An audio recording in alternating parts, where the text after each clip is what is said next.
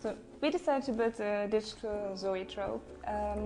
One way we could translate this idea of changing speeds would be to change the speed of the revolution of the table. Another way to do it would be to change the speed of the light, or basically the hertz which it's pulsing at. You don't realize is that actually every light bulb changes at 50 megahertz. You just don't see it because it's so fast. Well, Shane was from onedotzero, got in touch with us this summer with a very interesting brief. He was looking basically for a company who could make the identity for the festival, but also make an installation which would work with the same principle. So the installation should really be the sort of heartbeat of the identity, and the identity should feature something which was very specific to the installation itself.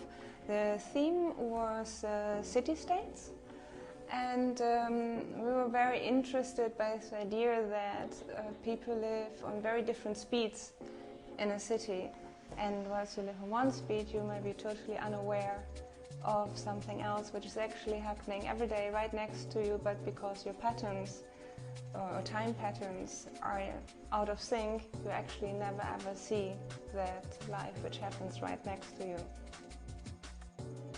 Any kind of zoetrope prior to that one, what they do is a techno rhythm. They go poof, poof, poof, poof, poof, poof, very regularly. Now imagine you make a drum and bass rhythm and you go poof, poof. So what does that mean? That means that as the frame passes, instead of lighting up every frame in front of with the strobe light, you start to choose which frame you want to display. This is a very nice example.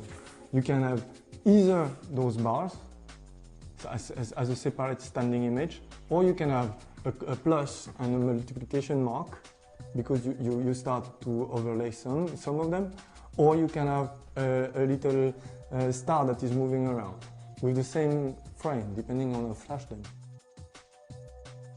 Yeah, the island was actually a really interesting part to work on, because the obvious thing would have been to build the installation first and then film that.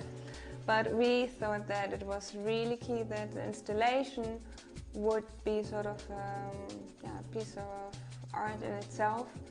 Luckily, Shane agreed with us, and he was really open. He was also very open towards the fact that the trailer didn't have to be strictly the same format than the installation. So with the trailer we could play again with colors, different rhythms, which at the end actually wouldn't have been possible in a physical format of the installation.